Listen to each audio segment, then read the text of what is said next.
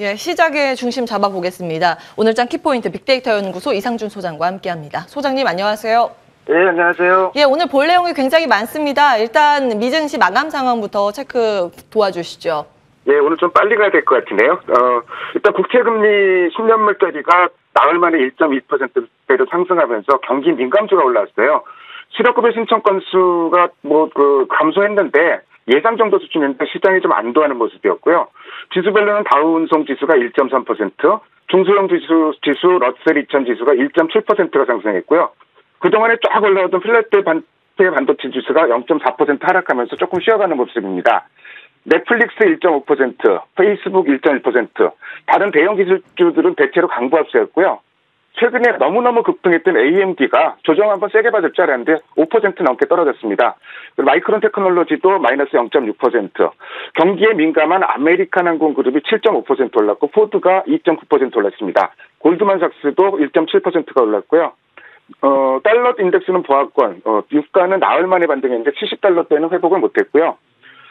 오늘 제가 준비한 그 차트는 주간 신규 실업급여 청구 건수, 그 전날 ADP 민간 고용이 쇼크가 나오면서 경기 피크아웃 얘기가 나왔는데, 지표가 잘 나온 게 아니라 일단 좀 안도했다고 봐야 될 것 같고, 오늘 밤 고용보고서가 발표되는데, 고용보고서는 아마 실업급여 청구 건수보다는 ADP 민간 고용에 더 영향을 많이 받을 것 같아요. 왜냐면은 이 두 지표는 월간 지표고, 실업급여 신청구 건수는 주간 지표거든요. 근데 한 번 이미 백신을 맞아갖고, 아주 놀랄 정도의 쇼크만 아니면은 그렇게 예상치를 다소 밑돌더라도 시장에 큰 영향은 없을 것 같습니다. 예. 미증시 내용 체크해 주셨습니다. 조금 전에 이제 바이오 이야기 잠깐 했고 속보 전해드렸는데 혹시 이 부분 좀 점검 가능하실까요? 바이오주요? 예. 일단 노바백스의 그 코로나19 백신 승인 지연 소식으로 인해서 노바백스 주가가 지금 시간 외거래에서 한 8% 급락을 하고 있는 상황이라서, 그리고 어제 사실은 우리 시장에서 이 백신 관련주들의 흐름이 좋지 않았습니까? 어떻게 관점을 보면 좋을까요? 일단 시장에서는 노바백스 관련해서 승인이 빨리 날 거로 기대를 하고 있었어요. 우리나라에서는 특히나 온 마음으로 좀 기대를 하고 있던 상황인데 조금 심리적으로 불안할 수밖에 없는 상황인 것 같고, 반면에 가격 인상 이슈라든지 이런 게 포함되어 있기 때문에 3바 정도는 괜찮지 않을까 이렇게 좀 조심스럽게 좀 예상을 해봅니다. 예.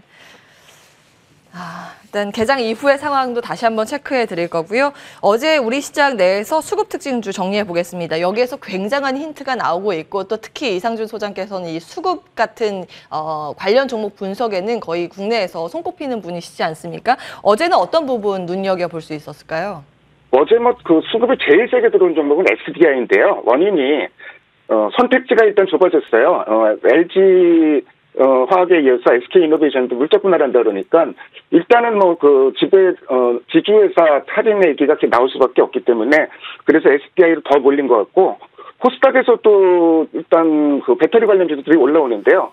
제가 월요일날 아침에 그저께 방송하면서 CATL하고 상신신소재 장중 주가 흐름을 좀 잘 보면서 매매하자 이렇게 말씀드렸는데, CATL이 그저께 사상 최고치 기록하고 어제는 쉬어가는 흐름이었고요. 상신신소재도 상신신소재는 이틀 연속 사상 최고치를 기록했습니다. 그러니까 이쪽 올라가는 게 좀 설명이 되죠. 여기다가 이제 바이든 행정부에서 전기 척된다는 얘기가 나오니까 아마도 오늘은 배터리 관련주가 좀 시장을 좀 계속 두드러지지 않을까 기대를 해보고요. 네이버 삼성전기, 삼성 바이오로직스 이런 종목들이 쌍끌이 매수가 나왔고, 외국인은 4월 만에 삼성전자를 매도했습니다. 코스닥에서도 배터리 소재, 반도체 이런 쪽으로 이제 종목별로 수급이 좀 양호하는 모습을 보였고요. 오늘 수급 대장주로 준비한 종목은 ST팜을 한번 준비를 했습니다. 이틀 연속 쌍끌이가 나오고 있고, 기관이 열흘 연속 사고 있는데 특히 연기금이 열하루 연속 사고 있는 종목입니다. 이 회사 포인트는 흑자 전환이에요. 12분기 만에 2분기 흑자 전환에 성공했고, 연간으로도 4년 만에 흑자 전환이 기대되는데, 그게 이제 원인이 올리고 뉴클레오타이드라는 물질인데요. 이게 이제 RNA를 이용한 치료제에 필수적으로 들어가야 되는 물질입니다. ST팜은 요 물질 생산이 세계 3위고요. 요게 이제 워낙 매출이 잘 되다 보니까 요거 매출만 해서 작년 매출의 82%가 상반기에 이루어졌다는 얘기고요.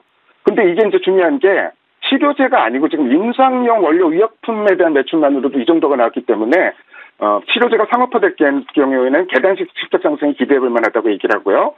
그리고 올리고 뉴클레오타이드는 이제 증산, 또 이제 뭐 mRNA 생산 설비도 완공하면서 11월부터 다시 이제 좀 생산 규모가 더 확대될 것으로 예상이 됐고, 자체적으로 mRNA 백신도 개발하고 있는데 11월에서 12월 달에 일상에 들어갈 것으로 기대가 됩니다. 사실 신약 개발하면 돈이 많이 들어가는데 이 올리고라는 확실한 캐시카우가 있기 때문에 그 부담은 적지 않겠냐, 이렇게 보는 게 일반적인 시장의 시각입니다. 예. 배터리 쪽도 말씀 주셨고 바이오 쪽도 바이오 소재라고 볼 수 있겠죠. ST팜 말씀을 주셨습니다. 관전 포인트에서도 말씀드린 것처럼 지금 미국에서 전기차 드라이브를 굉장히 생각보다 더 강력하게 걸고 있다라는 말씀 다시 한번 체크해드리고요. 자, 오늘 뭐니 해도 우리 시장에서 그 중심 이슈는 이게 아닐까 싶습니다. 카카오뱅크 드디어 우리 시장에 입성을 하는데, 사실 이제 매매 차원에서 보다는 오늘 주가의 방향성이 어떨까라는 일종의 이제 관전 포인트 개념의 궁금증이 훨씬 더 지금 큰 상황인데, 이걸 어떻게 봐야겠습니까?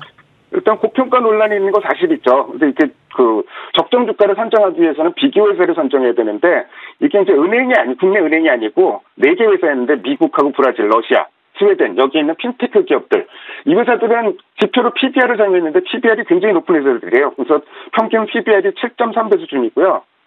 그래서 지금 공모가를 기준으로 카카오뱅크의 PBR은 지금 3.3배인데, 이게 어느 정도 수준이냐면은 우리 금융 지주보다 12배 높은 밸류에이션을 받고 있다는 얘기예요. 그러니까 뭐 고평가됐다는 얘기가 당연히 나올 수밖에 없었고, 증권사에서 벌써 공모도 하기 전에 매도 리포트가 나왔고, 근데 이제 지분 보유한 회사들 주가를 보면 어느 정도 기대감을 볼 수가 있는데, 뭐 한국 금융 주주들인지 급등했다가 이제 다시 급락하는 모습을 보였기 때문에 기대감은 좀 약화되어 있는데, 근데 정말 국내 은행이랑 바로 비교해야 되냐, 여기에 대해서도 논란이 있는 건 사실이죠. 그러니까 성장주나 플랫폼 같은 기업들은 사실은 밸류에이션 하기가 쉽지 않아요. 극단적인 예로 테슬라 같은 경우도 뭐 밸류에이션상으로 현재 주가를 설명했던 건 없잖아요. 뭐 이런 부분도 생각해야 될 것 같고, 또 한 가지 만약에 주가가 공모가 기준에서 최악으로 반토막 나지 않고 보름만 버티면 코스피 200의 특례 편입이 됩니다. 그래서 이제 패시브 자금에 좀 들어올 가능성이 있는데, 근데 우리가 여기에 관심이 있는 건 아니에요. 지금 다른 은행주는 어떻게 움직일 것이냐, 뭐 이렇게 좀 보고 있는데, 만약에 오늘 카카오뱅크가 약세를 보인다고 하더라도 은행주에 미치는 영향은 그렇게 크지 않을 것으로 봅니다.